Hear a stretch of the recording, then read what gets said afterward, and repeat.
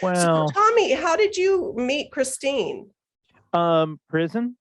Oh, She was she the prison matron? And no, you no, were I was in prison. She was a pen yeah, pal yeah, of yeah, mine. there you go. There So you that's go. not off-putting.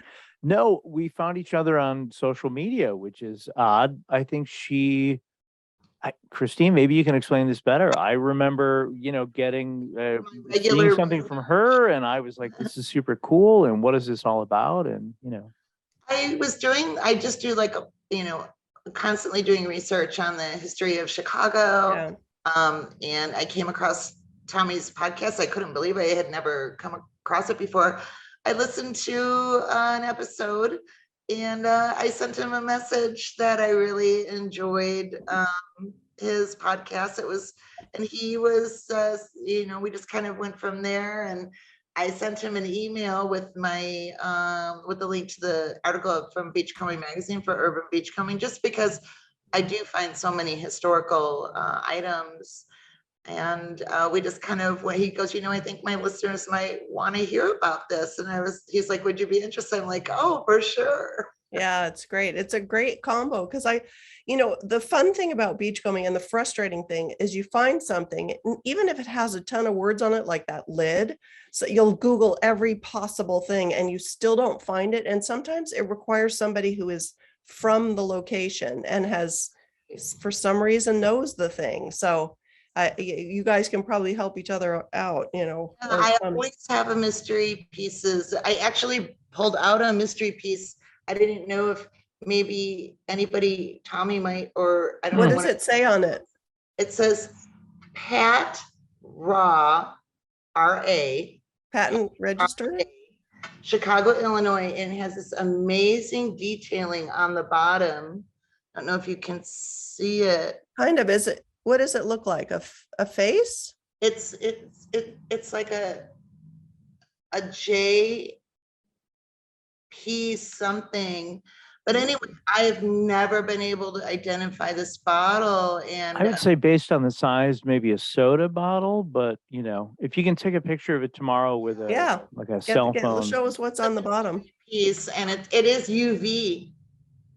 Really? Close. Yeah. I don't know if you'll be able to pick it up from I don't know. I think you actually, it looks kind of cool that way. Your hand is glowing. Marilyn's actually leaned in. She's so excited. You know what? I was like, how afraid is everybody now? I can't tell what Pam's doing because it's just that standard bottle picture. that I pulled out in probably like a 1920s, 30s, 40s dump area right on the lakefront, and I've just never been able to identify that bottle. So there is those mystery pieces. So when you do find something that has all that detailed writing, and you can, like, of course, with Google now and the internet, you can find stuff up.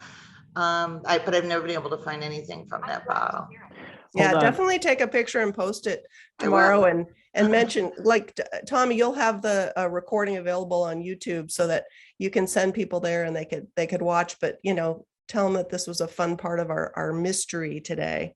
Boy, was it ever. Hey, Gregory just got here, so can we start this all over again? Yeah, let's start again. Yeah. Back to the beginning, rewind. So welcome. Wow, that was uncanny. Okay, what is that? It's a tooth?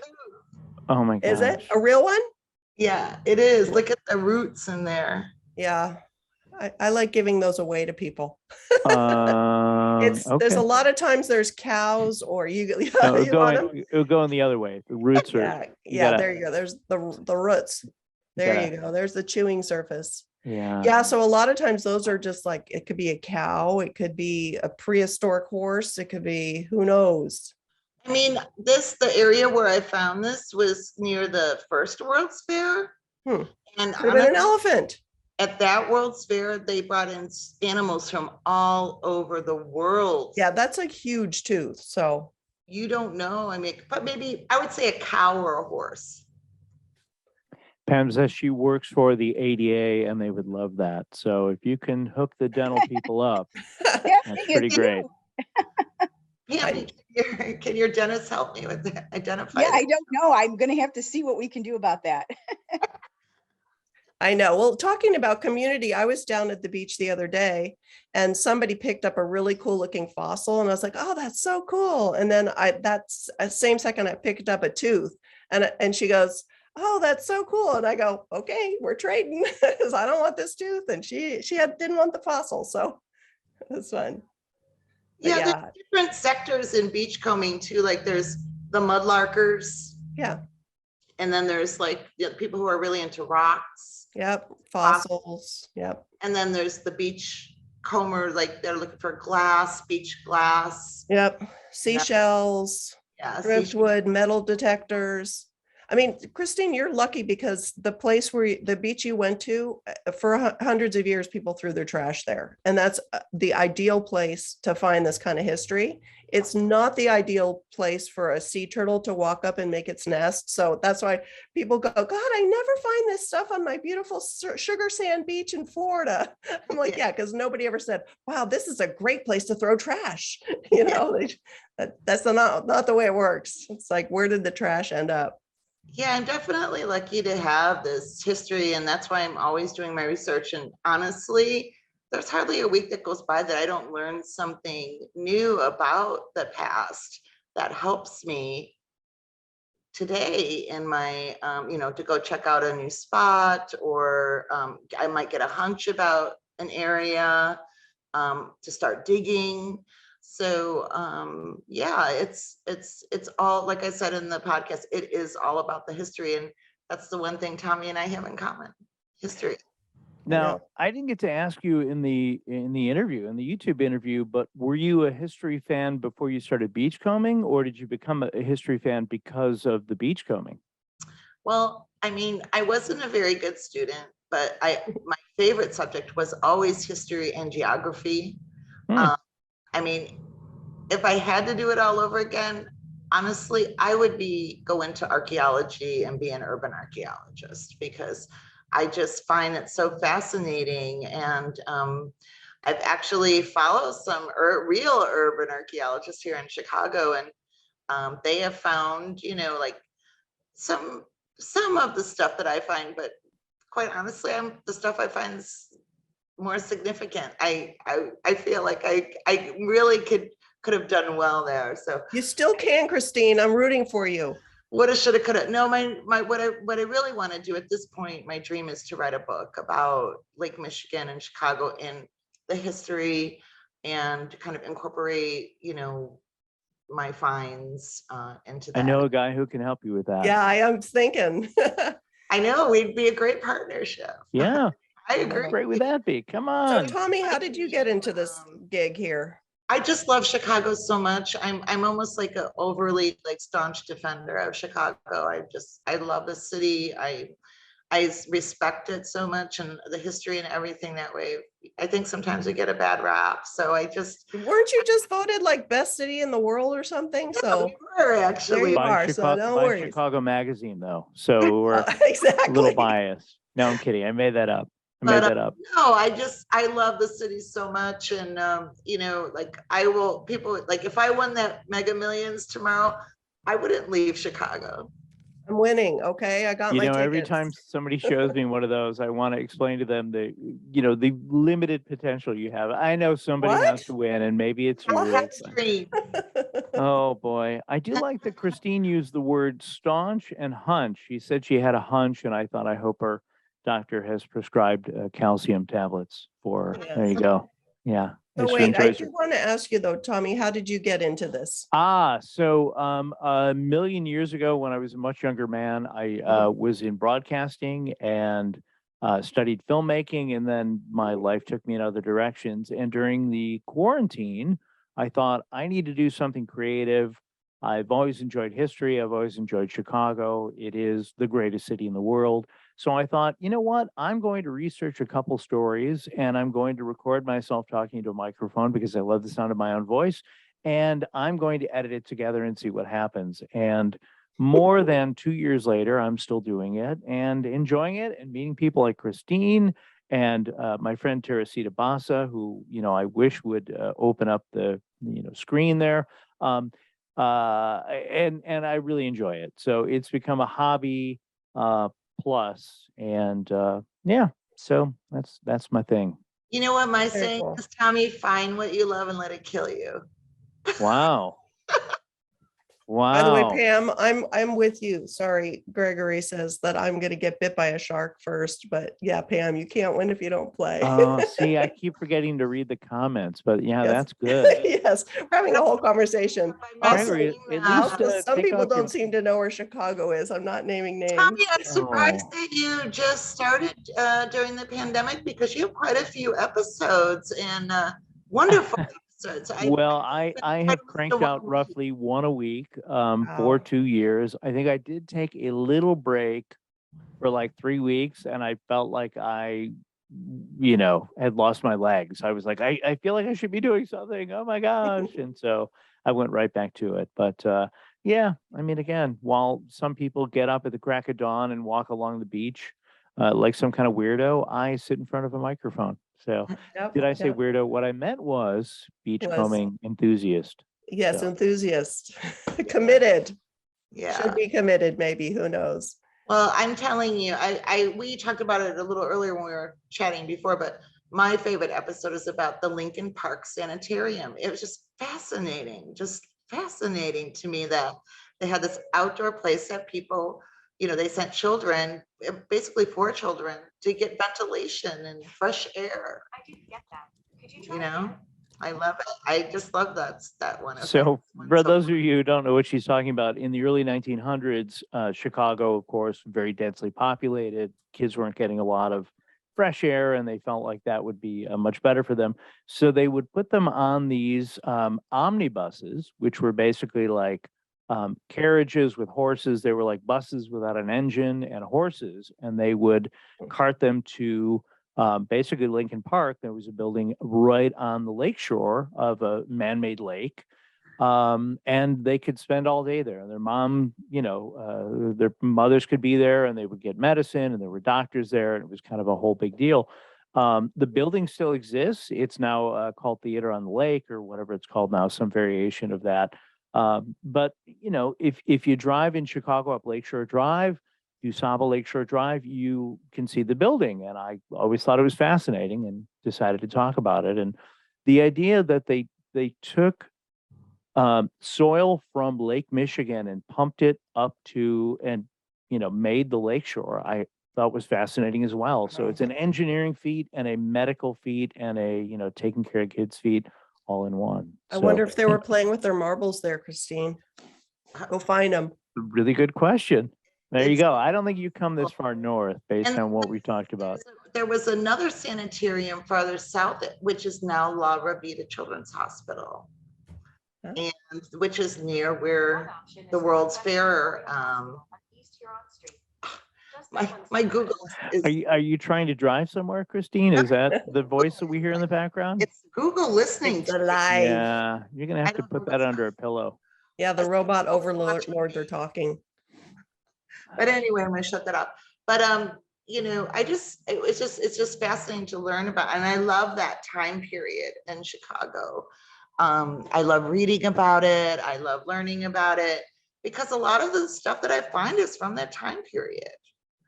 And it just fascinates me. And where I live in Chicago, I'm in the South Loop, but that's where Marshall Fields, the Glessners, all those people lived here. They had these magnificent mansions. It was like this mansion row. And the mode of transportation back then was like horse and carriage. Like when they would go to Lincoln Park, which is just north of the city, that was like going to the country. So At one point that wasn't even part of Chicago. It was Right. outside of Chicago's limits. So that's crazy. yeah. So, but I'm really, Tommy, I just can't thank you enough for having me. I know, this was fun. I found it fascinating. I'm glad it came together. I, had a day of editing the other day to try to put it together, and no, this has been a treat for me. I'm really glad I got a chance to do this. Or something, I can show my best finds of the year or something. I like that. I like that. Hey, I have a question about that mermaid. So I thought she was supposed to be lying down sideways, but she's not supposed to be diving, right? She's supposed to be sitting up. Right. So I show a picture where when they originally carved it, and I thought I had it in the original segment where they were carving her. She's lying on top of the rock on her back, Uh-huh. but how she currently is on her side. And Yeah. so I, offered the opinion that when they placed her there, the guys went, "How's she supposed to go? I don't know. Just Ooh. go over there. Come on." Yeah. Classic Chicago accent. So, Yeah, I think I'll they give you your messed it up. trophy soon. Well, I heard an interview with the sculptor who said he thought the waves might have knocked her over, and I thought, you know better than that. It doesn't get underwater now, right? No, it's Okay. probably 2 tons, maybe at least a ton, maybe a ton and a half, and so there's no way the water would have knocked it over. And she's also pretty far inland Yeah, at yeah, this point, so she was placed incorrectly, and nobody's fixed it. And I think you that's a guys should shame. start a GoFundMe and get her. You get know her what? tipped up I right. like the idea. Get a bunch of brawny men to just really Yeah. push. I'll get my friend Teresita Bassa to help me push really Yeah. hard and get it set up right. I think that's a Marilyn's good coming idea. up from Australia to help out. You know what? I think Marilyn has the upper body strength that we need. Yeah, see? She does. Although muted, I apparently have, She's just really. a very quiet What's so, laugher. Okay. interesting about the mermaid is that I really have only discovered it myself maybe 2 years ago. I cannot tell you how many hundreds of times I've ridden by there and just rode right by it. And again, in my research, I was like doing some like Google Maps, like the where you can see like the rocks and everything. And all of a sudden, one day I saw something I never saw before, and it said Secret Mermaid. Somebody put it on the Google map. And Oh. what is this? And I rode out there, couldn't find it, rode out there again. And Tommy knows because he went out there last weekend. It is a bit hidden. And I found it. So, I mean, it really is not very well known. And another interesting story about the mermaid is Tommy actually did a podcast about the artist for another sculpture that he did in the Steelworkers Park, which is another great episode, by the way. So when I told him, have you ever seen the Secret Mermaid over at Oakwood Beach? He was like, at first, he's like, oh, when I sent him the information, he's like, I thought that the name sounded familiar. He'd actually done a podcast on the Villarreal, who did the sculpture at the Steel Workers Park. Very cool. Yeah, it all ties together. That's the crazy thing about Chicago is, with 2.7 million people, you bump into people that you know or you make connections with, and it all ties together. It's pretty Really amazing. Separation. Yeah, but honestly, I wouldn't have known about the mermaid if it wasn't for Christine. So that's why this whole episode kind of tied together. I thought I can talk about the Secret Mermaid. I can talk to Christine, and She's a mermaid, so that's perfect. Exactly. So what's up next, Tommy? What are your upcoming episodes? Now that I've listened to the Chicago hot dogs. Thank you for listening to that, by the way. Boy, I've got murder stories. I've got a whole bunch of stuff coming up. So I tend to do people, places, and events. And so I'm due for a murder story. People seem to like those. Yikes. So, yeah, We remind everybody that everyone that attended, that's here that wants to be included in the raffle for the marble necklace that, I have just for this premiere. It's so adorable. We really want to get everybody to make a I've got one. to say they are entered, just so we have a record of who is on. So we can get everybody, just if you're watching now, if you could just please say entered, I want to win or whatever, even if you have Give me that ting. so we can please get you into the raffle. Please. Yeah. Very good.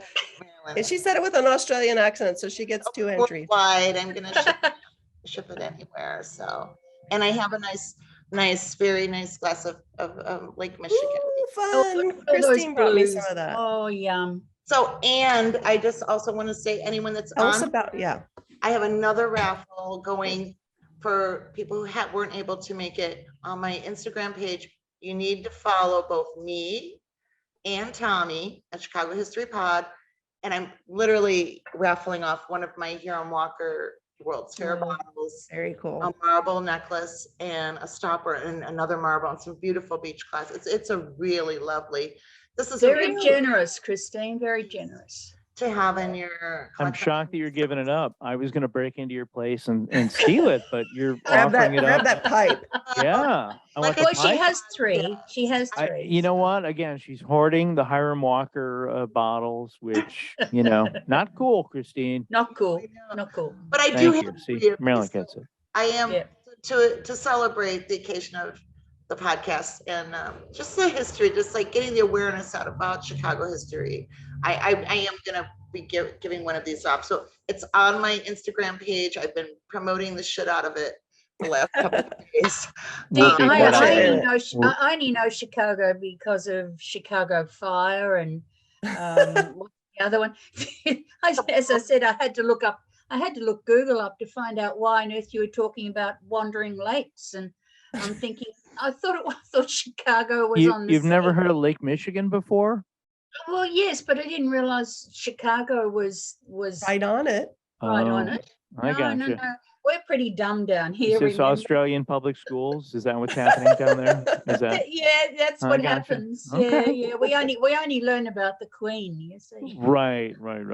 Yeah. The raffle drawing tomorrow. I'm actually going to move it up and put an announcement to 5 p.m. Central because I'm actually. I can't live this way, Christine. Well, I'm going out to dinner tomorrow night now. My plans changed, so I need to do it before I go out. That's 8 in.the morning for Maryland. That's not going to Yeah. work. That's not good. That's Yeah. not good. Tommy got to follow me, and all I can see our mutual followers, and all of those people will be entered into the raffle for that one. But everybody that joined us tonight is I have a special raffle for this necklace. Excellent, excellent. That marble is Please beautiful. Make sure too. that you comment so we know who we can enter, and Christy will send me a list of everyone that was I'll let here. you know everybody who blabbed. Hey, so Tommy did mention that anywhere you listen to podcasts, just look for Chicago History Podcast. And So Spotify? yeah, Spotify? I don't Yeah. know. Yep. Are you on Spotify? Yeah. Okay. All the important places. So All the yeah, things. if you enjoy listening to my sexy nasally Dulcet Midwest tones. going, dulcet, my Tommy, buttery. handle your social media. I had I think I'm Chicago History Pod everywhere, but I had a reviewer refer to my voice as buttery, which made me laugh. So Like butter. and Christine is Smooth. at Smooth. ChiCityBeachGal Yeah. on Instagram. On So Instagram. it's a great follow. Like I said on the YouTube, Can love you watching give us all a the little zany stuff. preview of the World's Fair one that I haven't listened to yet? That it that ties in was with the actually bottle. Yeah, that was actually another interview. I talked to a guy who made a book of pictures from the 1893 World's Fair, and he's actually working on a really cool piece where he is redesigning using technology the buildings from the World's Fair so that you'll be able to walk along and kind of like experience that, Oh, an AR virtually. kind of thing. Yeah. So it's gonna fun. be super cool. So Maybe anyway. we can see the bottling line. Oh for the my gosh, Hiram that would Walker be Pavilion. well. That was the other World's Oh, Fair, well. but still, It's we're an getting earlier closer. one. Yeah.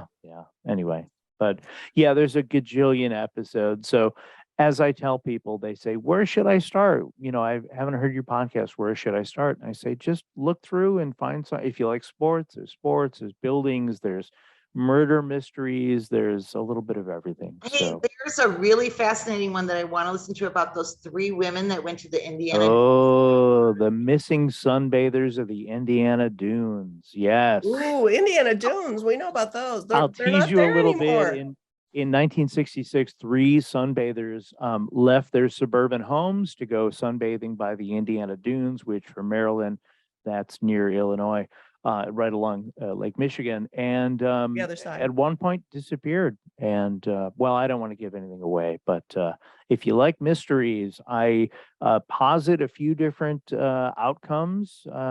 Anyway, check it out. You know that they used to have huge dunes there that were used to make those ball jars. The blue jars, sure. And they would go out there with their sleds and sled on it, and it's all gone now. There's a power plant where it was now. Oh, Well, the problem good. was they took all the sand and then they had to stop them because they had eroded so much of the The dunes. whole thing was But gone. Yeah. Yes. okay. Yeah. Look at you. Bad beachcombers. Well, we Very pick, we nice, pick up Kirsty. those beautiful ball jars that are that blue color because of that sand. So Yep. Hoosier Slide, that's what it was called. Look at you. You know your history as well. It was in Beachcombing magazine. Oh, well. I know everything Listen, that was in that dumb I need magazine. to renew my subscription, apparently. Okay. What were the you better. what were the jars? They were ball jars. They were canning jars, and they're Yeah. like this big, and they were a beautiful blue color. So like the color of this behind So me. what they put in them? You'd put your peaches, you would can stuff Ah, like so your You know what? they were pickled food stuff. jars. There you They go. look like, oh, hold on. They look like this, Yeah. kind of. Yeah. He does have a drink. And yeah, and I drink out of them. So, yeah. Well, the Yes. one thing, Tommy, you should know about beach combing and beach glass is that every color kind of represents what it could have been or what it is. Helps you figure out. This red piece here is a glass reflector from like a bike. Oh. Here. Yep. So that could have been a broken bike, reflector from like a year ago that you found? Nope, not if it's glass. They're made Oh, with plastic now. Oh, it's glass. Oh, Yeah. okay. Yes. Now, Let's let me not ask. talk about stolen bikes because Hold. Oh, I know Christine's. No, let's not talk about that. Do you know, Or Christine? for example, like the seafoam colored glass is No. most likely from a Coca-Cola bottle. Or the blue cobalt glass is most likely from medicine bottles. So even just knowing what each color represents in the history of those colors, there's just, it's so deep, Tommy. It's so deep.